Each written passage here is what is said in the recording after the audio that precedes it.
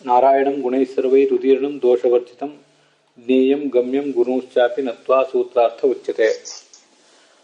ಅಥಾತ ಶಬ್ದಪೂರ್ವಾಣಿ ಸೂತ್ರಾಣಿ ನಿಖಿಲಾನ್ಯಪಿ ಪ್ರಾರಭಂತೆ ನಿಯತ್ಯೈವ ತತ್ಕಿಮತ್ರ ನಿಯಾಮಕಂ.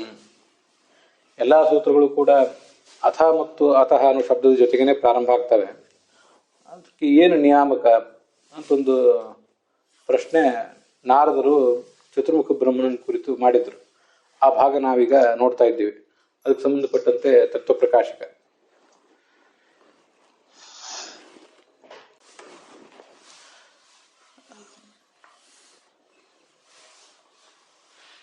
ನನು ಅಥಾತಃ ಶಬ್ದಪೂರ್ವಕತ್ವಂ ಸೂತ್ರಾಣಾಂ ಕಿಂ ನಿಮಿತ್ತಂ ಮಂಗಲೋಕ್ತ್ಯಾದೇಃ ಅಥವಾ ಮಂಗಲಾಚರಣಾದೇಃ ಶಬ್ದಾಂತರೇಣಾಪಿ ಸಂಭವಾತ್ ಇತ್ಯಾಶಂಕಾಂ ಪುರಾಣವಚನೇನೈವ ಪರಿಹರತೆ ಅನ್ನೋ ಭಾಗವನ್ನು ನಾವಿವತ್ತು ನೋಡಬೇಕಾಗಿದೆ. ಎಲ್ಲ ಸೂತ್ರಗಳು ಕೂಡ ಅಥ ಮತ್ತು ಅತಃ ಅನ್ನೋ ಶಬ್ದದ ಜೊತೆಗೆ ಪ್ರಾರಂಭ ಕಾಣ್ತಾವಲ್ಲ, ಹಾಗೆ ಪ್ರಾರಂಭ ಕಾಣಲಿಕ್ಕೆ ಏನು ನಿಯಾಮಕ ಇದೆ? ಯಾಕೆಂದರೆ ನೀವೀಗ ಮಾಡಬೇಕಾಗಿರುವುದು ಮಂಗಲಾಚರಣ, ನಿಮಗೆ ಬೇಕಾಗಿರುವುದು ಮಂಗಲಾಚರಣ. ಆ ಮಂಗಲಾಚರಣವನ್ನು ಬೇರೆ ಶಬ್ದದ ಮೂಲಕನೂ ಕೂಡ ಮಾಡಬಹುದು. ಆದ್ದರಿಂದ ಅಥ ಮತ್ತು ಅತಃ ಅನ್ನೋ ಶಬ್ದದಿಂದಲೇ ಮಂಗಲಾಚರಣೆ ಮಾಡುವುದು ಯಾಕೆ ಅಂತ ಒಂದು ಪ್ರಶ್ನೆ ಬರ್ತದೆ. ಆ ಪ್ರಶ್ನೆಗೆ ಉತ್ತರ ರೂಪವಾಗಿ ಪುರಾಣ ವಚನವನ್ನೇ ಆಚಾರ್ಯರು ಬ್ರಹ್ಮಸೂತ್ರ ಭಾಷ್ಯದಲ್ಲಿ ಉದ್ಧರಿಸ್ತಾ ಇದ್ದಾರೆ. ಉಕ್ತಂಚ ಗಾರುಡೆ ಅಂತ ಆ ಮಾತಿನಿಂದ ಗರುಡ ಪುರಾಣದ ಮಾತನ್ನು ಉದ್ಧರಿಸ್ತಾರೆ. ಅಲ್ಲಿ ಹೀಗೊಂದು ಪ್ರಶ್ನೆ, ಮೊದಲು ಅವುಗಳನ್ನೇ ಪ್ರಯೋಗ ಮಾಡಬೇಕು ಅಂದರೆ ಅಥ ಮತ್ತು ಅತಃ ಅನ್ನೋ ಶಬ್ದವನ್ನೇ ಪ್ರಯೋಗ ಮಾಡಬೇಕು ಮೊದಲು ಅಂತ ಹೀಗೆ ಒಂದೇನಾದ್ರು ಆಲೋಚನೆ ಮಾಡಿದಾಗ ಅದಕ್ಕೊಂದು ನಿಯಾಮಕ ಇರಬೇಕು. ಆ ನಿಯಾಮಕ ಇಲ್ಲದೆ ಹೋದರೆ ಅದನ್ನೇ ಯಾಕೆ ಪ್ರಯೋಗ ಮಾಡಿದರು ಅನ್ನೋ ಪ್ರಶ್ನೆಗೆ ಉತ್ತರ ಸಿಗೋದಿಲ್ಲ. ಮತ್ತೆ ಏನು ನಿಯಾಮಕ ಏನಿಲ್ಲ, ಹಾಗೆ ಪ್ರಯೋಗ ಮಾಡಿದ್ದಾರೆ ಅಂತನೂ ಅನ್ನುವಂತಿಲ್ಲ. ಅದು ಆಕಸ್ಮಿಕನೂ ಏನಲ್ಲ. ತತ್ರ ಪ್ರಥಮ ಪ್ರಯೋಜ್ಯತ್ವೇ, ಮೊದಲೇ ಅಥ ಮತ್ತು ಅತಃ ಅನ್ನೋ ಶಬ್ದವನ್ನು ಪ್ರಯೋಗ ಮಾಡಲಿಕ್ಕೆ ಒಂದು ನಿಯಾಮಕ ಇರಬೇಕು. ನಿಯಾಮಕೇನ ಭಾವ್ಯಂ, ಒಂದು ನಿಯಾಮಕವೂ ಇರಬೇಕು ಅಂತ ಅರ್ಥ. ನಚ ಏತತ್ ಪ್ರಾಥಮ್ಯಂ ಯಾದೃಚ್ಛಿಕಂ, ಏನು ಭಾಳ ದೊಡ್ಡ ನಿಯಾಮಕ ಏನಿಲ್ಲ, ಇದು ಯಾದೃಚ್ಛಿಕ, ಆಕಸ್ಮಿಕವಾಗಿ ಇದನ್ನು ಹೇಳಿದೆವು ನಾವು ಅಂತನೂ ಯಾರೂ ಹೇಳುವಂತಿಲ್ಲ. ಯತಃ ಅಖಿಲಾನ್ಯಪಿ ನಿಯತ್ಯೈವ ತತ್ಪೂರ್ವಕಾಣಿ ಇತ್ಯರ್ಥಃ. ಪ್ರಾರಭಂತೆ ನಿಯತ್ಯೈವ ಅಂತಿದೆ ಆ ಗರುಡ ಪುರಾಣದಲ್ಲಿ. ತಪ್ಪದೆ ಅಪವಾದವಿಲ್ಲದೆ ಎಲ್ಲ ಸೂತ್ರಗಳು ಕೂಡ ಹೀಗೆ ಪ್ರಾರಂಭ ಕಾಣ್ತವೆ. ಆದ್ದರಿಂದ ಇದಕ್ಕೊಂದು ನಿಯಾಮಕ ಇರಬೇಕು. ಏನೂ ನಿಯಾಮಕ ಇಲ್ಲದೇನೆ ಆಕಸ್ಮಿಕವಾಗಿ ಇದನ್ನು ಮೊದಲು ಹಾಕಿದ್ದಾರೆ ಅಂತ ನಾವು ಹೇಳುವಂತಿಲ್ಲ.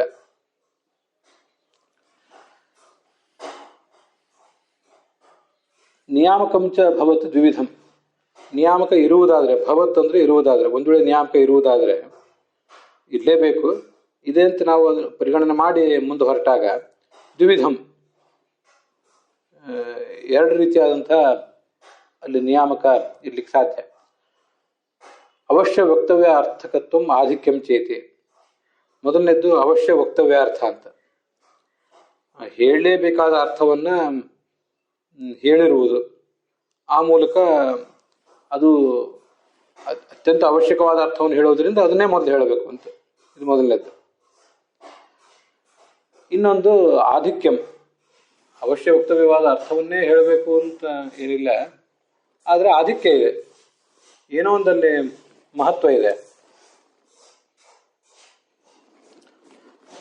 ಅರ್ಥ ದೃಷ್ಟಿಯಿಂದ ಮಹತ್ವ ಇಲ್ಲದೆ ಹೋದರೂ ಶಬ್ದ ಪ್ರಯೋಗಕ್ಕೆ ಏನೋ ಒಂದು ಮಹತ್ವ ಇದೆ ಅಂತ ಹೀಗೆ ಭಾವಿಸಿದರೆ ಅದು ಮತ್ತೊಂದು ರೀತಿಯಾದಂಥ ನಿಯಾಮಕ.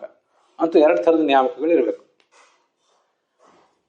ಅಲ್ಲಿ ಆಧಿಕ್ಯ ಅಂತಿದೆಯಲ್ಲ, ಆಧಿಕ್ಯ ಅಂತ ಹೇಳಿದಾಗಲೂ ಕೂಡ ಸ್ವರೂಪತಃ ಅರ್ಥತಶ್ಚ ಇತಿ ದ್ವೇಧಾ ಭವತಿ. ಆಧಿಕ್ಯವು ಕೂಡ ಎರಡು ರೀತಿಯಾಗಿರ್ಲಿಕ್ಕೆ ಸಾಧ್ಯ. ಒಂದು ಸ್ವರೂಪತಃ, ಅರ್ಥದ ದೃಷ್ಟಿಯಿಂದ ಅಲ್ಲದೆ ಹೋದ್ರೂ ಆಧಿಕ್ಯ. ಮತ್ತೆ ಅರ್ಥತಃ, ಅದು ಪ್ರತಿಪಾದನೆ ಮಾಡುವ ಅರ್ಥದ ದೃಷ್ಟಿಯಿಂದ. ಹೀಗೆ ಒಟ್ಟು 3 ಥರದ ನಿಯಾಮಕ ಇರುವುದು ಸಾಧ್ಯ. ಅಲ್ಲಿ ಮೊದಲನೇದಕ್ಕೂ ಮೂರನೇದಕ್ಕೂ ಏನು ವ್ಯತ್ಯಾಸ ಅಂತ ನಮಗೊಂದು ಪ್ರಶ್ನೆ ಬಂದ್ಬಿಡ್ತದೆ ಕೆಲವು ಸರಿ. ಮೊದಲನೇದರಲ್ಲಿ ಕೂಡ ಅವಶ್ಯ ವಕ್ತವ್ಯ ಅರ್ಥಕತ್ವ, ಅವಶ್ಯವಾಗಿ ಹೇಳಲೇಬೇಕಾದ ಅರ್ಥವನ್ನ ಹೇಳುವ ಮೂಲಕ ಅದು ಪ್ರಥಮ ಪ್ರಾಪ್ತ ಅಂತ. ಮೂರನೇದ್ದು ಅರ್ಥದ ದೃಷ್ಟಿಯಿಂದ ಮಹತ್ವ ಉಳ್ಳದ್ದು ಅಂತ. ಹೀಗೆ ಎರಡೂ ಕೂಡ, ಒಂದನೇದ್ದು ಮತ್ತು ಮೂರನೇದ್ದು, ಇವೆರಡೂ ಕೂಡ ಆ ಶಬ್ದ ಹೇಳುವಂತಹ ಅರ್ಥವನ್ನೇ ಅವಲಂಬಿಸಿವೆ. ನಮ್ಗಿದಿಷ್ಟು ಗೊತ್ತಾಯ್ತು. ನಡುವಿಂದ ಏನಿದೆ ಅದು ಸ್ವರೂಪತಃ ಅದಕ್ಕೆ, ಅದು ಹೇಳುವ ಅರ್ಥದ ಮೇಲೆ ಅದಕ್ಕೆ ಅಲ್ಲ, ಆ ಶಬ್ದಕ್ಕೇನೆ ಅಷ್ಟು ಮಹತ್ವ ಇದೆ ಅಂತನ್ನುವುದು ನಡುವಿನದು. ಹಾಗಾದ್ರೆ ಒಂದನೇದಕ್ಕೂ ಮೂರನೇದಕ್ಕೂ ವ್ಯತ್ಯಾಸ ಏನು? ಬಹಳ ವ್ಯತ್ಯಾಸ ಏನು ಕಾಣಿಸೋದಿಲ್ಲ ಮೂಲತಃ. ಆದರೂ ಅವಶ್ಯ ವಕ್ತವ್ಯ ಅರ್ಥಕತ್ವ ಅನ್ನೋದು ಮೊದಲನೇದು. ಅಲ್ಲಿ ಆ ಪ್ರಸಂಗದಲ್ಲಿ ಅತ್ಯಂತ ಅಗತ್ಯವಾದ ಒಂದು ಅರ್ಥವನ್ನ ಹೇಳಲೇಬೇಕಾಗಿದೆ. ಆ ಥರ ಹೇಳಲೇಬೇಕಾಗಿರುವುದರಿಂದ ಅದನ್ನ ಅದು ಪ್ರಥಮ ಪ್ರಾಪ್ತ ಅಂತ ಒಂದು ತಾತ್ಪರ್ಯ. ಇದು ನಿಯಾಮಕ. ಇನ್ನು ಮೂರನೇದ್ರಲ್ಲಿ ಅವಶ್ಯ ವಕ್ತವ್ಯ ಅಂತಲ್ಲ, ಆದ್ರೆ ಮಹತ್ವದ ಅರ್ಥ ಇದೆ ಅಷ್ಟೆ. ಅದೇ ಈ ಪ್ರಸಂಗದಲ್ಲಿ ಅದು ಬೇಕೋ ಬೇಡವೋ ಅದು ವಿಚಾರ ಬೇರೆ, ಆದ್ರೂ ಒಂದು ಏನೋ ಮಹತ್ವದ ಅರ್ಥ ಇರುವುದು ಅಂತನ್ನೋದು ಮೂರನೇದ್ದು. ಅದನ್ನೇ ಅರ್ಥತಶ್ಚ ಅಂತ ಈ ತರ ಹೇಳಿರೋದು. ಹೀಗೆ ಒಟ್ಟು 3 ಅಂತ ಹೇಳಿದೆ ನಾನು. ಅದಕ್ಕಾಗಿ ಅವಶ್ಯವಾಗಿ ಹೇಳಲೇಬೇಕಾದ ಅರ್ಥವನ್ನು, ಆ ಪ್ರಸಂಗಕ್ಕೆ ಅತ್ಯಗತ್ಯವಾದ ಅರ್ಥವನ್ನು ಒಳಗೊಂಡಿರುವಿಕೆ, ಅದು ಒಂದು ನಿಯಾಮಕ. ಮತ್ತೆ ಶಬ್ದದ ದೃಷ್ಟಿಯಿಂದಲೇ ಅತ್ಯಂತ ಮಹತ್ವವನ್ನು ಹೊಂದಿರುವಿಕೆ ಅಂತನ್ನೋದು ಎರಡನೇದ್ದು. ಶಬ್ದವೇ ಅಂತ ಮಹತ್ವ ಉಳ್ಳದ್ದು ಅಂತ. ಇನ್ನು ಮೂರನೇದ್ದು ಮಹತ್ವ ಉಳ್ಳಂತ ಒಂದು ಅರ್ಥವನ್ನು ಹೇಳ್ತಾ ಇದೆ. ಇದಿಷ್ಟು 3. ಅಲ್ಲಿ ಮೊದಲನೇದ್ರ ಬಗ್ಗೆ ಹೀಗೊಂದು ಪ್ರಶ್ನೆ, ತತ್ರ ಆದಿಪಕ್ಷೆ ಪೃಚ್ಛತಿ. ಮೊದಲನೇ ಪಕ್ಷದ ಬಗ್ಗೆ ಹೀಗೊಂದು ಪ್ರಶ್ನೆ ಇಲ್ಲಿ ಮಾಡ್ತಾ ಇದ್ದಾರೆ. ಕಶ್ಚ ಅರ್ಥಸ್ತು ತಯೋರ್ ವಿದ್ವನ್. ವಿದ್ವನ್ ಅಂತ ಅದು ವಿದ್ವಸ್ ಶಬ್ದದ ಸಂಬೋಧನೆ ಪ್ರಥಮ ವಿಭಕ್ತಿ. ಚತುರ್ಮುಖ ಬ್ರಹ್ಮನಿಗೆ ನಾರದರು ಮಾಡಿದಂಥ ಸಂಬೋಧನೆ, ಜ್ಞಾನಿಗಳಾದ ಚತುರ್ಮುಖ ಅಂತ. ಹೀಗೆ ಚತುರ್ಮುಖನೇ ಕಶ್ಚ ಅರ್ಥಸ್ತು ತಯೋರ್ ವಿದ್ವನ್. ಆ ಅಥ ಮತ್ತು ಅತಃ ಅನ್ನೋ ಶಬ್ದಗಳಿಗೆ ಏನು ಅರ್ಥ ಇದೆ ಅದನ್ನ ನೀವು ಹೇಳಬೇಕು. ಇದೇ ಆದಿಪಕ್ಷ, ಅವಶ್ಯ ವಕ್ತವ್ಯವಾದಂಥ ಪಕ್ಷ ಅಂತ ಮೊದಲನೇದಿದ್ದು. ಕೋಸೌ ಅವಶ್ಯ ವಕ್ತವ್ಯ ಅರ್ಥ ಏನ ಪ್ರಾಥಮ್ಯಂ. ಅತ್ಯಂತ ಅವಶ್ಯಕವಾದ ಅರ್ಥ, ಅಲ್ಲಿ ಅತ್ಯಂತ ಅಗತ್ಯವಾದ ಅರ್ಥ ಅಂದ್ರೆ ಏನದು? ಆ ಒಂದು ಅರ್ಥ ಇದ್ದಿದ್ರೆ ಅದಕ್ಕೆ ಪ್ರಾಥಮ್ಯ. ಅತಃ ಮತ್ತು ಅತಃ ಅನ್ನೋ ಶಬ್ದಕ್ಕೆ ಎಲ್ಲಾ ಸೂತ್ರಗಳಲ್ಲಿಯೂ ಪ್ರಾಥಮ್ಯ ಬರುವುದು ಅಂತ ಅನ್ನೋದು ಹೊಂದುತ್ತಿತ್ತು. ಆದ್ರೆ ಅತ್ಯಂತ ಅವಶ್ಯಕವಾದ ಅರ್ಥ ಅಂದ್ರೆ ಅದೇನು ಅಂತ ಹೀಗೆ ಪ್ರಶ್ನೆ ಬಂದ್ರೆ ಅದೊಂದು ಪ್ರಶ್ನೆ. ಇನ್ನೊಂದು ದ್ವಿತೀಯ, ಎರಡನೇದು, ಕಥಂ ಉತ್ತಮತಾತಯೋ. ಒಂದು ವೇಳೆ ಆಧಿಕ್ಯ ಅಂತಿದ್ರೆ ಶಬ್ದದ ದೃಷ್ಟಿಯಿಂದಲೇ ಆಧಿಕ್ಯ, ಅರ್ಥವನ್ನು ನಾವು ಪರಿಗಣನೆ ಮಾಡುವುದೇ ಬೇಡ, ಶಬ್ದಕ್ಕೆ ಅಷ್ಟು ಮಹತ್ವ ಇದೆ ಅಂತ ಹೀಗೆ ಪ್ರಶ್ನೆ ಬಂದ್ರೆ ಅದನ್ನ ಆಕ್ಷಿಪತಿ, ಅದಕ್ಕೂ ಪ್ರಶ್ನೆ ಮಾಡ್ಕೋತಿದ್ದಾರೆ. ನಾರದೇ ಅಲ್ಲಿ 2 ಥರದ ಪ್ರಶ್ನೆ ಮಾಡಿದ್ದಾರೆ. ನಮಗೆ 2 ಥರದ ಅರ್ಥವೂ ಬೇಕಾಗಿರೋದ್ರಿಂದ ಅದಕ್ಕೆ ಬೇಕಾದ 2 ಥರದ ಪ್ರಶ್ನೆಗಳನ್ನು ಮಾಡಿದ್ದಾರೆ. ಉತ್ತರ ಎರಡನ್ನೂ ಸಮರ್ಥಿಸ್ತದೆ ಮುಂದೆ. ಕಥಂ ಉತ್ತಮತಾತಯೋಹೋ, ಅವುಗಳಿಗೆ ಅರ್ಥ ಏನು ಮತ್ತು ಅವುಗಳಿಗೆ ಏನು ಉತ್ತಮತ್ವ ಇದೆ ಅಥ ಮತ್ತು ಅಥ ಶಬ್ದಗಳಿಗೆ ಅಂತ. ಏತದಾಖ್ಯಾಹಿ ಮೇ ಬ್ರಹ್ಮನ್. ಚತುರ್ಮುಖ ಬ್ರಹ್ಮನೇ, ಇದನ್ನು ನನಗೆ ನೀನು ಹೇಳಬೇಕು. ಯಥಾ ಜ್ಞಾಸ್ಯಾಮಿ ತತ್ವತಃ, ನಾನು ಇದನ್ನ ತತ್ವತಃ ಸರಿಯಾಗಿ ತಿಳಿಯಬೇಕಾಗಿದೆ, ನನಗೆ ಸರಿಯಾಗಿ ತಿಳಿಯುವಂತೆ. ಯಥಾ ಜ್ಞಾಸ್ಯಾಮಿ ತಥಾ ಏತತ್ ಆಖ್ಯಾಹಿ, ತಥಾ ಅಂತ ಅಧ್ಯಾಹಾರ ಮಾಡ್ಕೋಬೇಕು. ಏವ ಮುಕ್ತೋ ನಾರದೇನ ಬ್ರಹ್ಮ ಪ್ರೋವಾಚ ಸತ್ತಮಃ. ಹೀಗೆ ನಾರದರು ಪ್ರಶ್ನೆ ಕೇಳಿದಾಗ ನಾರದರಿಂದ ಪ್ರಶ್ನನಾದಂತಹ ಚತುರ್ಮುಖ ಬ್ರಹ್ಮ ಅದಕ್ಕೆ ಉತ್ತರಿಸಿದೆ.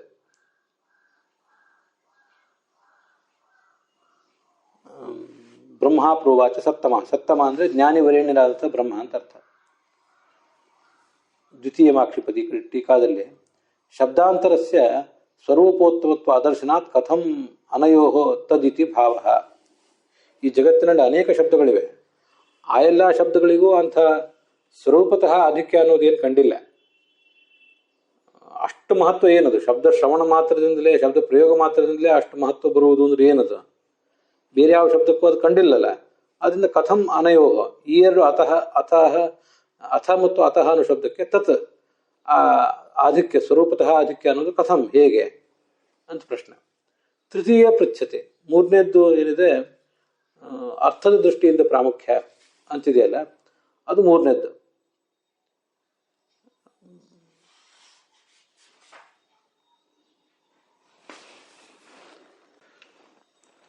ಮೂರನೇ ಪ್ರಶ್ನೆ ಇದೆಯಲ್ಲ, ಅರ್ಥದ ದೃಷ್ಟಿಯಿಂದ ಮಹತ್ವ ಅಂತ, ಆ ಪ್ರಶ್ನವನ್ನು ಕೂಡ ಕಥಂ ಅನ್ನೋದ್ರಲ್ಲೇ ಇದೆ.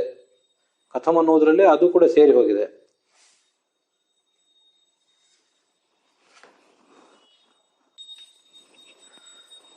ಗರುಡ ಪುರಾಣದ ಶ್ಲೋಕದಲ್ಲಿ, ಆ ಎರಡನೇ ಶ್ಲೋಕದಲ್ಲಿ ಕಶ್ಚ ಅರ್ಥಸ್ತು ಅಂತಿದೆ, ಕಹ ಅಂತಿದೆ. ಆ ಕಹ ಅನ್ನೋದು ಮೊದಲನೇ ಪ್ರಶ್ನಕ್ಕೆ ಸೂಚಕ ಆಗಿದೆ. ಹೇಗೆ ಅತ್ಯವಶ್ಯಕವಾದ ಅರ್ಥವನ್ನು ಅದು ಹೇಳೋದು ಹೇಗೆ ಅಂತ. ಮತ್ತೆ ಸ್ವರೂಪತಃ ಆಧಿಕ್ಯ ಅಂತ ಅನ್ನೋದೇನಿದೆಯಲ್ಲ, ಅದು ಆ ಪ್ರಶ್ನವನ್ನು ಸೂಚನೆ ಮಾಡೋದು ಕಥಂ ಅನ್ನುವಂಥ ಶಬ್ದ. ಅದಾದ ಮೇಲೆ ಒಂದು ಶ್ರೇಷ್ಠವಾದ ಅರ್ಥವನ್ನು ಹೇಳೋದು ಅಂತ ಇನ್ನೊಂದಿದೆಯಲ್ಲ, ಅರ್ಥತಶ್ಚ ಅಂತ ಮೂರನೇದ್ದು, ಅದನ್ನು ಕಥಂ ಅನ್ನೋ ಶಬ್ದವೇ ವರ್ಣನೆ ಮಾಡ್ತದೆ. ತೃತೀಯ ಆಕ್ಷಿಪತಿ ಕಥಮಿತಿ, ಕಥಂ ಅಂತನ್ನುವ ಒಂದೇ ಶಬ್ದದಿಂದ ಎರಡು ಪ್ರಶ್ನೆಗಳು ಸೂಚಿತ ಆಗಿವೆ ಅಂತ ಅದರ ತಾತ್ಪರ್ಯ ತಿಳ್ಕೊಳ್ಬೇಕು.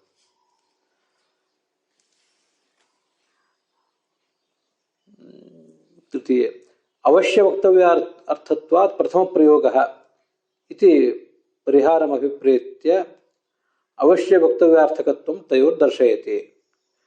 ಇದಕ್ಕೆಲ್ಲ ಉತ್ತರ ಏನು? ಅತ್ಯಂತ ಅವಶ್ಯಕವಾದಂತಹ ಅರ್ಥವನ್ನು ಅದು ಪ್ರತಿಪಾದನೆ ಮಾಡ್ತಿರೋದ್ರಿಂದ ಅಥ ಮತ್ತು ಅತಃ ಅನ್ನೋದನ್ನು ಮೊದಲು ಪ್ರಯೋಗ ಮಾಡಿದ್ದಾರೆ. ಇದೇ ಪರಿಹಾರ ಅಂತ ಆಚಾರ್ಯರು ಅಭಿಪ್ರಾಯಪಟ್ಟಿದ್ದಾರೆ.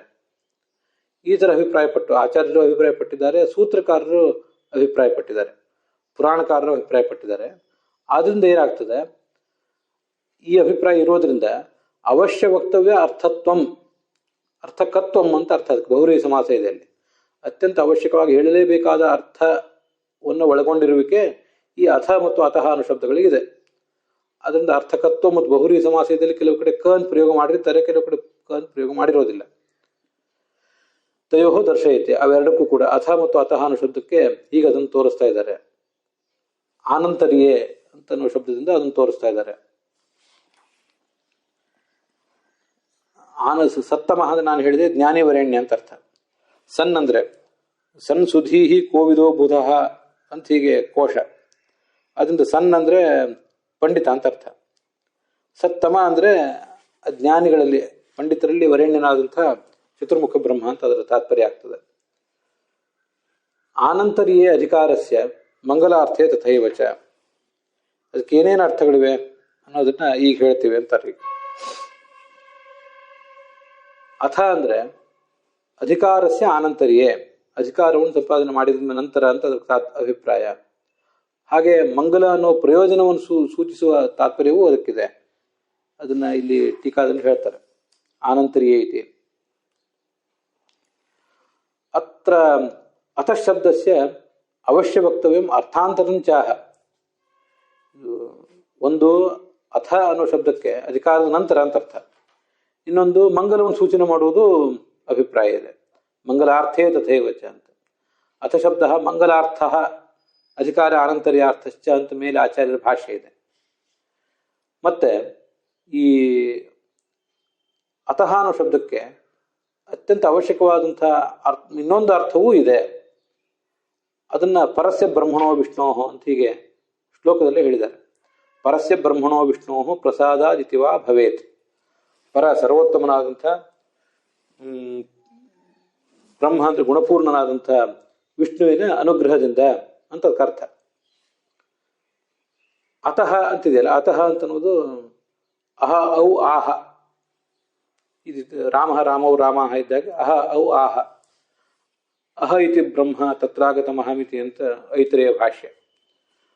ಮತ್ತೆ ಗೀತಾ ಭಾಷ್ಯದಲ್ಲಿ ಒಂದು ವ್ಯಾಸರನ್ನ ಸ್ತೋತ್ರ ಮಾಡುವ ಶ್ಲೋಕ ಹೇಳ್ತಾರೆ ಆಚಾರ್ಯರು, ಯಾವುದೋ ಪುರಾಣದ್ದು. ಅ ಅಂ ಅಹ ಪುರಾಣ ಋಷಿ, ಆ ಅಂ ಅಹ ಇವೆಲ್ಲ ಶಬ್ದಗಳು ಕೂಡ ಭಗವಂತನ ಹೇಳ್ತವಂತೆ. ಆದ್ರಿಂದ ಅತಃ ಅಂತ ಅನ್ನೋದು ಪಂಚಮಿ ವಿಭಕ್ತಿಯ ಮೇಲೆ ತಸಿಲ್ ಪ್ರತ್ಯಯ ಬಂದು ಹುಟ್ಟಿರುವಂಥ ರೂಪ. ರಾಮಾತಿಥಿ ರಾಮತಃ ಅಂತ ಹೀಗಾಗ್ತದ, ನಗರಾತ್ ಇತಿ ನಗರತಃ ಅಂತ ಹೀಗಾಗ್ತದ. ಹಾಗೆ ಅಸ್ಮಾತ್ ಅಸ್ಮಾತ್ ಅಂತ ಹೇಳಬಾರ್ದು, ಆತ್ ಅಸ್ಮಾತ್ ಅಂತ ಯಾಕೆ ಬಾಯಲ್ಲಿ ಬಂತು ಅಂದ್ರೆ ಅದು ಸರ್ವನಾಮ ಅಂತ ಅನ್ನೋ ದೃಷ್ಟಿಯಿಂದ ನನ್ನ ಬಾಯಲ್ಲಿ ಬಂದ್ಬಿಡ್ತು. ಅದೇನು ಅಕಾರ ಭಗವಂತನ ಹೇಳುವಾಗ ಅದು ಸರ್ವನಾಮ ಆಗಬೇಕಾಗಿಲ್ಲ. ಹೇಗೆ ರಾಮಾತ್ ಹಾಗೆ ಆತ್, ಅಹ ಔ ಆಹ, ಅಲ್ಲಿ ಆತ್ ಇತಿ ಅತಃ. ಹೀಗೆ ಅಕಾರವಾಚ್ಯನಾದ ವಿಷ್ಣುವಿನಿಂದ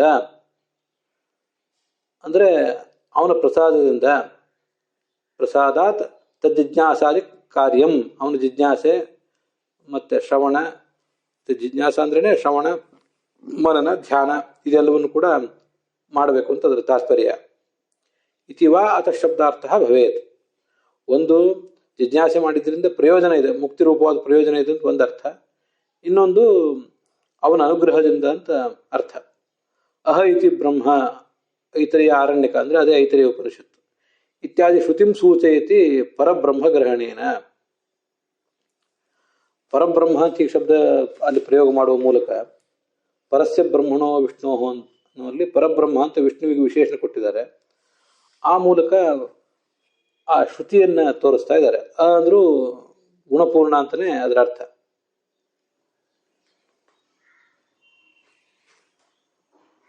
ಕಿಂ ಜಿಜ್ಞಾಸಾದ್ಯರ್ಥಂ ಭಗವತ್ ಪ್ರಸಾದೇನ, ಅಲ್ಲ ಜಿಜ್ಞಾಸೆ ಮಾಡಲಿಕ್ಕೆ ಭಗವಂತನ ಪ್ರಸಾದ ಯಾಕಬೇಕು? ನಾವು ನಮ್ಮ ಬುದ್ಧಿವಂತಿಕೆಯಿಂದ ಜಿಜ್ಞಾಸೆ ಮಾಡಿ ಮುಗಿಸೋಣ. ಆ ಜಿಜ್ಞಾಸೆ ಮಾಡಿದ್ರಿಂದ ಜ್ಞಾನ ಬಂದ ಮೇಲೆ ಭಗವಂತ ಪ್ರಸನ್ನನಾಗ್ತಾನೆ ಅಂತ ಹೀಗೆ ಪ್ರಶ್ನೆ ಬಂದ್ರೆ, ಜಿಜ್ಞಾಸಾದ್ಯರ್ಥಂ ಜಿಜ್ಞಾಸೆ, ಶ್ರವಣ ಮನನ ಧ್ಯಾನ ಇದೆಲ್ಲದಕ್ಕೂ ಕೂಡ ಭಗವಂತನ ಪ್ರಸಾದದಿಂದ ಏನಾಗಬೇಕಾಗಿದೆ? ಅವನ ಅನುಗ್ರಹ ಯಾಕೆ ಬೇಕು ಅಂದ್ರೆ, ಸಹಿ ಸರ್ವ ಮನೋವೃತ್ತಿ ಪ್ರೇರಕ ಸಮುದಾಹೃತಃ. ಆ ಭಗವಂತ ನಮ್ಮ ಎಲ್ಲ ಮನಸ್ಸಿನ ವೃತ್ತಿಗಳನ್ನು ಕೂಡ ವ್ಯಾಪಾರಗಳನ್ನು ಕೂಡ ಪ್ರೇರಿಸ್ತಾನೆ ಅಂತ ಶಾಸ್ತ್ರದಲ್ಲಿ ಬಂದಿದೆ. ಆದ್ರಿಂದ ಅವನನ್ನ ಭಗವಂತನ ಅನುಗ್ರಹ ಅಂತ ಅನ್ನೋದು ಪ್ರತಿಯೊಂದು ಕ್ಷಣದಲ್ಲೂ ಕೂಡ ಬೇಕೇ ಬೇಕು. ಸೃಷ್ಟಿಗೆ ಜೀವ ಬಂದಾಗಿನಿಂದಲೂ ಅವನು ಮಾಡುವಂಥ ಪ್ರತಿಯೊಂದು ಕೆಲಸಕ್ಕೂ ಕೂಡ ಅದು ಬೇಕೇ ಬೇಕು. ಶಾಸ್ತ್ರದಲ್ಲಿ ತೊಡಗಲಿಕ್ಕೆ, ಶಾಸ್ತ್ರದ ಅಧ್ಯಯನದಲ್ಲಿ ತೊಡಗಲಿಕ್ಕೆ, ಮತ್ತೆ ಮನನ ಮಾಡಲಿಕ್ಕೆ, ಧ್ಯಾನ ಮಾಡಲಿಕ್ಕೆ ಪ್ರತಿಯೊಂದಕ್ಕೂ ಬೇಕು. ಮತ್ತೆ ಮುಂದೆ ಪರೋಕ್ಷ ಜ್ಞಾನ ಗಳಿಸಲಿಕ್ಕೆ ಅದ್ರದ್ದು ಅನೇಕ ಹಂತಗಳು ಭಾಗವತ ತಾತ್ಪರ್ಯದಲ್ಲಿ ಬಂದಿರೋ ಪ್ರಕಾರ. ಮೊದಲು ನಮಗೆ ಶಾಸ್ತ್ರದ ಪರೋಕ್ಷ ಜ್ಞಾನ, ಆ ಪರೋಕ್ಷ ಜ್ಞಾನದಿಂದ ಮಾನಸಾಪರೋಕ್ಷ, ಮನಸ್ಸಿನ ಮೂಲಕವಾಗಿ ಭಗವಂತನ ಕಾಣೋದು ಮೊದಲು. ಆ ಮನಸ್ಸಿನ ಮೂಲಕ ಪಡೆದ ಭಗವದ್ಜ್ಞಾನ ಆ ಅಪರೋಕ್ಷ ಅದಷ್ಟು ಸ್ಥಿರ ಅಲ್ಲ ಅನ್ನೋ ದೃಷ್ಟಿಯಿಂದ ಅದನ್ನು ಬಿಟ್ಟು ಮುಂದೆ ಸ್ವರೂಪಾಪರೋಕ್ಷವನ್ನು ಪಡಿತಾನೆ. ಆ ಸ್ವರೂಪಾಪರೋಕ್ಷವನ್ನು ಪಡೆದ ಮೇಲೆ ಮತ್ತೆ ಅಪರೋಕ್ಷತಃ ಸಮ್ಯಕ್ ಗತಿರ್ ವಿಷ್ಣು ಕಥಾಸುಚ, ಸ್ವರೂಪ ಜ್ಞಾನತಃ ಸಮ್ಯಕ್. ಸ್ವರೂಪಾಪರೋಕ್ಷವನ್ನು ಪಡೆದ ಮೇಲೆ ಆ ಭಗವಂತನ ಕುರಿತಾಗಿ ಶ್ರವಣ ಮಾಡಬೇಕು, ಮನನ ಮಾಡಬೇಕು, ಧ್ಯಾನ ಮಾಡಬೇಕು ಅನ್ನೋದ್ರ ಬಗ್ಗೆ ಹೆಚ್ಚಿನ ಆಸಕ್ತಿ ಬರ್ತದಂತೆ. ಈಗ ನಮಗಿರೋ ಆಸಕ್ತಿ, ನಾವು ಇನ್ನೂ ಪರೋಕ್ಷ ಜ್ಞಾನವನ್ನೇ ಸರಿಯಾಗಿ ಪಡೆದಿಲ್ಲ, ಮಾನಸಾಪರೋಕ್ಷವನ್ನಂತೂ ಪಡೆದೇ ಇಲ್ಲ. ಆದ್ರಿಂದ ನಮಗೀಗ ಇರುವ ಆಸಕ್ತಿ ಏನಿದೆ ತುಂಬ ಚಂಚಲವಾದ ಆಸಕ್ತಿ. ಕೆಲವು ಸರಿ ಮಾಡಬೇಕು ಅನಿಸ್ತದೆ, ಕೆಲವು ಸರಿ ಇಲ್ಲ. ಅದಕ್ಕೆಲ್ಲ ಇದೇ ಕಾರಣ. ಆದ್ರಿಂದ ಇಂಥ ಅಸ್ಥಿರವಾದ ನಮ್ಮ ಮನಸ್ಸು, ಕಾಮಾತುರಂ ಹರ್ಷ ಶೋಕ ಭಯೈಷಣಾರ್ಥಂ ತಸ್ಮಿನ್ ಕಥಂ ತವಗತಿಂ ವಿಮರ್ಶಾಮಿ ದೀನಃ ಅಂತ ಪ್ರಹ್ಲಾದ ಭಾಗವತದಲ್ಲಿ ಕೇಳ್ತಾನೆ. ತುಂಬಾ ಗೊಂದಲ ಇದೆ, ತುಂಬಾ ಕಾಮ ಹರ್ಷ ಭಯ ಮೊದಲಾದವುಗಳಿಗೆ ಒಳಗಾಗಿದೆ ನನ್ನ ಮನಸ್ಸು ಬಲಿಯಾಗಿದೆ. ತಸ್ಮಿನ್ ಕಥಂ ತವಗತಿಂ ವಿಮರ್ಶಾಮಿ ದೀನ, ಹೀಗೆ ನನ್ನ ಮನಸ್ಸಿದ್ದಾಗ ನಿನ್ನ ಗತಿಯನ್ನ ಅಂದ್ರೆ ಒಟ್ಟಾರೆ ನಿನ್ನ ಬಗ್ಗೆ ನಾನು ವಿಮರ್ಶಾಮಿ, ಕಥಂ ತಿಳಿಯುವುದು ಹೇಗೆ, ಮನನ ಮಾಡುವುದು ಹೇಗೆ, ಧ್ಯಾನ ಮಾಡೋದು ಹೇಗೆ, ವಿಮರ್ಶೆ ಮಾಡೋದು ಹೇಗೆ ಅಂತ ಹೀಗೆ ಅವ್ರು ಕೇಳ್ತಾನೆ. ಆದ್ರಿಂದ ಇಷ್ಟು ಗೊಂದಲಮಯ ಸ್ಥಿತಿಯಲ್ಲಿ ಪ್ರಾರಂಭದ ಹಂತದ ಶ್ರವಣ ಆಗ್ಬೇಕಾದ್ರೂ ಕೂಡ, ಶ್ರವಣ ಮನನ ಧ್ಯಾನ ಆಗ್ಬೇಕಾದ್ರೂ ಭಗವಂತನ ಅನುಗ್ರಹ ಬೇಕೇ ಬೇಕು. ಮುಂದೆ ಪರೋಕ್ಷ ಜ್ಞಾನ, ಮಾನಸಾಪರೋಕ್ಷ, ಸ್ವರೂಪಾಪರೋಕ್ಷ ಎಲ್ಲದಕ್ಕೂ ಬೇಕು. ಕೊನೆಗೆ ಮುಕ್ತಿಗೂ ಕೂಡ ಬೇಕು. ಯಸ್ಯ ಪ್ರಸಾದಾತ್ ಪರಮಾರ್ಥಿ ರೂಪಾತ್ ಸಂಸಾರಾತ್ ಮುಚ್ಚತೆ ನಾಪರೇಣ ಅಂತ ತತ್ವ ನಿರ್ಣಯದಲ್ಲಿ ಬಂದಿದ್ದು ಅಂತ ನೆನಪು. ಹೀಗೆ ಭಗವಂತನ ಅನುಗ್ರಹ ಎಲ್ಲದಕ್ಕೂ ಕೂಡ ಬೇಕೇ ಬೇಕು ಅಂತ ಅದರ ತಾತ್ಪರ್ಯ. ಸಹಿ ಸರ್ವ ಮನೋವೃತ್ತಿ ಪ್ರೇರಕ, ಎಲ್ಲರ ಮನೋವೃತ್ತಿಗಳನ್ನು ಕೂಡ ಅವನೇ ಪ್ರೇರಿಸ್ತಾ ಇದ್ದಾನೆ. ಇದೊಂದು ಶಬ್ದ. ಸರ್ವ ಮನೋವೃತ್ತಿ ಪ್ರೇರಕಾಯ ನಮಃ ಅಂತ ಇದಕ್ಕೆ ಚತುರ್ಥಿ ವಿಭಕ್ತಿ ಸೇರಿಸ್ಕೊಳ್ಳಿ. ಪುರುಷರು ಓಂ ಅಂತ ಸೇರಿಸ್ಕೊಳ್ಳಿ. ಸ್ತ್ರೀಯರು ಪುರಾಣ ವಾಕ್ಯಗಳನ್ನು ಹೇಳುವ ಸಂಪ್ರದಾಯ ನಿಮ್ಮಲ್ಲಿ ಇದ್ರೆ, ನಿಮ್ಮ ಮನೆ ನಿಮ್ಮ ಗುರುಮಠಗಳಲ್ಲಿ ಇದ್ರೆ, ಶ್ರೀಂ ಸರ್ವ ಮನೋವೃತ್ತಿ ಪ್ರೇರಕಾಯ ನಮಃ ಅಂತ ಅದನ್ನ ಹೇಳಿ ಭಗವಂತನಿಗೆ ತುಳಸಿ ಅರ್ಚನೆ, ಹೂವಿನ ಅರ್ಚನೆ ಇತ್ಯಾದಿಗಳು ಮಾಡಬಹುದು. ಜ್ಞಾನ, ಮುಖ್ಯವಾಗಿ ಜ್ಞಾನ ಕಾರ್ಯಕ್ಕಾಗಿ ಹಂಬಲಿಸುವವರು ಅನೇಕ ಜನ ಇದನ್ನು ಕೇಳಿರ್ತಾರೆ. ಹೇಗೆ ಆ ಜ್ಞಾನ ಕಾರ್ಯದಲ್ಲಿ ತೊಡಗುವುದು, ಅದಕ್ಕೆ ಬೇಕಾದ ಸ್ಫೂರ್ತಿ ಪ್ರೇರಣೆ ಪಡೆಯೋದು ಹೇಗೆ ಅಂತ ಇದನ್ನೊಂದು ಮಾಡ್ಬೋದು. ವಿಷ್ಣು ಸಹಸ್ರನಾಮದಲ್ಲಿ ಬಂದು ಪ್ರತಿಯೊಂದು ಶಬ್ದಕ್ಕೂ ಆ ಚತುರ್ಥಿ ವಿಭಕ್ತಿ ಸೇರಿಸಿ ಹೇಗೆ ಅರ್ಚಿಸ್ತೀವೋ ಹಾಗೆ ಇದೊಂದು ಕೂಡ ಮಾಡ್ಬೋದು. ಆರಂಭದಲ್ಲಿ ಓಂ ಮತ್ತು ಶ್ರೀ ಅಂತ ಹೇಳಬೇಕು ಅಂತ ನಾನು ಹೇಳಿದೆ. ಅದೆಲ್ಲ ಹೇಳಲೇಬೇಕು ಅಂತ ಕಡ್ಡಾಯ ಏನಲ್ಲ. ಯಾಕಂದ್ರೆ ಇವೆಲ್ಲ ನಾವು ನಮ್ಮ ಅನುಕೂಲಕ್ಕಾಗಿ ಮಾಡ್ಕೊಂಡಿರುವಂಥ ಮಂತ್ರಗಳು. ಮಂತ್ರ ಅಲ್ಲದೇ ಇದ್ದದ ವಾಕ್ಯ ಶಬ್ದ ಯಾವುದು ಶಾಸ್ತ್ರದಲ್ಲಿ ಇಲ್ಲ. ನಮಗೆ ನಾವು ಯಾವ್ಯಾವುದೋ ಪರಿಸ್ಥಿತಿಯಲ್ಲಿದ್ದಾಗ ನಮಗೆ ಸ್ಫೂರ್ತಿಗಾಗಿ ವಿಷ್ಣು ಸಹಸ್ರನಾಮದಲ್ಲಿ, ಭಾಗವತದಲ್ಲಿ ಬಂದುದನ್ನೆಲ್ಲ ಹೀಗೆ ನಾವು ಉಪಯೋಗ ಮಾಡ್ಕೋತಾ ಇರ್ತೇವೆ. ಅಲ್ಲೆಲ್ಲೂ ನಾರಾಯಣನಣ್ಣ ಲಕ್ಷ್ಮೀದೇವಿ ಅವ್ಯಭಿಚಾರಿ ಸದ್ಗುಣಂ ನಾರಾಯಣಂ ನಿರೀಕ್ಷೆ, ಅವನಲ್ಲಿ ಯಾವ ಸದ್ಗುಣಗಳಿಗೂ ವ್ಯಭಿಚಾರ ಇಲ್ಲ ಅಂತ ಪರಮಾತ್ಮನನ್ನು ಅವಳು ಕಂಡು ಅವನನ್ನು ವರಿಸಿದಳು ಅಂತಿದೆ ಭಾಗವತದಲ್ಲಿ. ನಾನು ಅದನ್ನ ಓಂ ಅವ್ಯಭಿಚಾರಿ ಸದ್ಗುಣಾಯ ನಮಃ ಅಂತ ಹೇಳ್ತೇನೆ. ಅದು ಓಂ ಅಂತ ಹೇಳಿದ್ರೇನು, ಶ್ರೀ ಅಂತ ಹೇಳಿದ್ರೇನು ಬಿಟ್ರೆ ಅದಕ್ಕೆ, ಯಾಕಂದ್ರೆ ಮೂಲ ಅದೊಂದು ಯಾರೋ ಒಬ್ರು ಕಂಪೋಸ್ ಮಾಡಿದ ಮಂತ್ರ ಅಲ್ಲ. ಆದ್ರಿಂದ ಅಲ್ಲಿ ಯಾವುದೋ ಒಂದನ್ನು ಹೇಳದೆ ಹೋದ್ರೆ ಅದಕ್ಕೆ ಧಕ್ಕೆ ಬರ್ತದೆ, ಸಂಪ್ರದಾಯಕ್ಕೆ ಭಂಗ ಬರ್ತದೆ, ಆ ಮಂತ್ರದ ಸ್ವರೂಪವನ್ನು ನಾವು ತುಂಡರಿಸಿದಂತ ಆಗ್ತದೆ, ಪ್ರಶ್ನೆ ಇಲ್ಲ. ನಾವು ಯಾವುದೋ ಒಂದು ಶಬ್ದ ನಮ್ಮ ಮನಸ್ಸನ್ನು ಸೆರೆ ಹಿಡಿದಾಗ ನಾವು ಅದನ್ನು ಉಪಯೋಗ ಮಾಡ್ಕೋತಿರ್ತೀವಿ. ಅದರಿಂದ ಓಂ ಮತ್ತು ಶ್ರೀ ಅನ್ನೋದು ಕಡ್ಡಾಯ ಏನಲ್ಲ. ಸರ್ವ ಅನ್ನೋ ಶಬ್ದವೇ ಸರ್ವಂ ಸಮಾಪ್ನೋಷಿ ತತ್ವೋಷಿ ಸರ್ವ, ಎಲ್ಲವನ್ನು ಎಲ್ಲ ಕಾಲದಲ್ಲೂ ದೇಶದಲ್ಲೂ ನೀನು ಇರುವುದರಿಂದ ನಿನಗೆ ಸರ್ವ ಅಂತ ಹೆಸರಿದೆ ಅಂತ ಗೀತಾದಲ್ಲಿದೆ. ಅದರಿಂದ ಸರ್ವ ಅನ್ನೋ ಶಬ್ದವೇ ಭಗವಂತನನ್ನು ಹೇಳ್ತದೆ. ಅದರಿಂದ ಮುಂದೆ ಸರ್ವ ಅನ್ನೋ ಶಬ್ದ ನಮ್ಮ ಎಲ್ಲಾ ಮನೋವೃತ್ತಿ ಅನ್ನೋದನ್ನ ಹೇಳ್ತದೆ. ಅದರಿಂದ ಸರ್ವ ಓಂ ಅಥವಾ ಶ್ರೀ ಶಬ್ದ ಏನ್ ಮಾಡ್ಬೇಕೋ ಅದನ್ನ ಸರ್ವ ಶಬ್ದವೇ ಮಾಡೇ ಮಾಡ್ತದೆ. ಅದೇ ಒಂದು ಮಂಗಳ. ಸ್ರವತ್ಯನೋಕೃತಂ ಬ್ರಹ್ಮ ಪರಸ್ತಾತ್ಯ ವಿಶೀರ್ಯತೆ ಅಂತ ಸಂಪ್ರದಾಯ ಇದೆ, ಅಂತ ಶಾಸ್ತ್ರದ ವಿಧಾನ ಇದೆ. ಆದ್ರಿಂದ ಯಾವುದೇ ಮಂತ್ರಕ್ಕೂ ಕೂಡ ಆರಂಭದಲ್ಲಿ ಓಂ ಅಂತ ಈಗ ಸೇರಿಸ್ಬೇಕು. ಈ ಬ್ರಹ್ಮಸೂತ್ರಗಳನ್ನು ಕೂಡ ಭಗವಂತನಿಗೆ ಅರ್ಚನೆ ಮಾಡುವಾಗ, ಹೂ ತುಳಸಿ ಅರ್ಚನೆ ಇತ್ಯಾದಿ ಮಾಡುವಾಗ ಓಂ ಅಥಾತೋ ಬ್ರಹ್ಮ ಜಿಜ್ಞಾಸ ಓಂ ಅಂತ ಹೀಗೆ ಮಾಡಬೇಕು. ಎಲ್ಲದಕ್ಕೂ ಕೂಡ ವೇದಾಧ್ಯಯನ ಇತ್ಯಾದಿ ಆರಂಭದಲ್ಲಿ ಎಲ್ಲದೂ ಕೊನೆಗೆ ಮತ್ತು ಮೊದಲು ಓಂಕಾರವನ್ನು ಹೇಳಬೇಕು.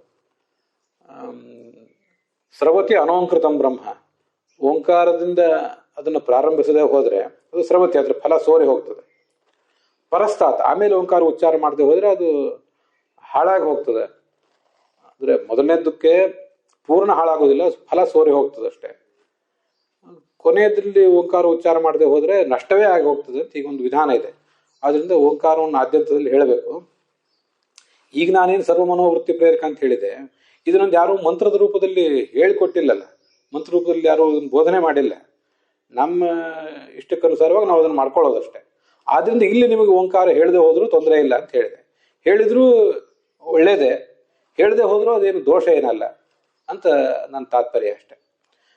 ಯಾರೊಬ್ರು ವೇದದಲ್ಲೇ ಬಂದ ಮಂತ್ರ ಅಥವಾ ಪುರಾಣದಲ್ಲಿ ಬಂದ ಮಂತ್ರ ಇಂಥ ಮಂತ್ರವೇ ಆಗಿದ್ರೆ, ಬಹಳ ದೊಡ್ಡವರು ಮಹಾತ್ಮರು ಮಾಡಿದ ಮಂತ್ರ ಆಗಿದ್ರೆ ಅದು ಸ್ವರೂಪಕ್ಕೆ ಧಕ್ಕೆ ತರಬಾರದು. ಆದ್ರೆ ಇವೆಲ್ಲ ಪ್ರಥಮ ವಿಭಕ್ತಿಯಂತವಾಗಿ, ದ್ವಿತೀಯ ವಿಭಕ್ತಿಯಂತವಾಗಿ ಏವಂ ವಿಮೃಶ್ಯ ವ್ಯಭಿಚಾರಿ ಸದ್ಗುಣಂ ರಮಾ ಮುಕುಂದಂ ನಿರಪೇಕ್ಷಮೀಪ್ಸಿತಂ ಅಂತ ಭಾಗವತ. ಅವ್ಯಭಿಚಾರಿ ಸದ್ಗುಣಂ ಅಂತ ಅಲ್ಲಿದೆ, ದ್ವಿತೀಯ ವಿಭಕ್ತಿ ಏಕವಚನದಲ್ಲಿದೆ. ಯಾವ ಸದ್ಗುಣವು ಯಾವತ್ತೂ ಅವನನ್ನು ಬಿಟ್ಟಿರೋದಿಲ್ಲ ಅಂತ ಅಲ್ಲದ ಮಾತು. ನಾವು ವ್ಯಭಿಚಾರಿ ಸದ್ಗುಣರು, ಭಗವಂತ ಅವ್ಯಭಿಚಾರಿ ಸದ್ಗುಣ. ಇದು ತುಂಬಾ ಚೆನ್ನಾಗಿದೆ ಅಂತ ನನ್ನ ಮನಸ್ಸಿಗೆ ಕಾಣಿತ್ತು.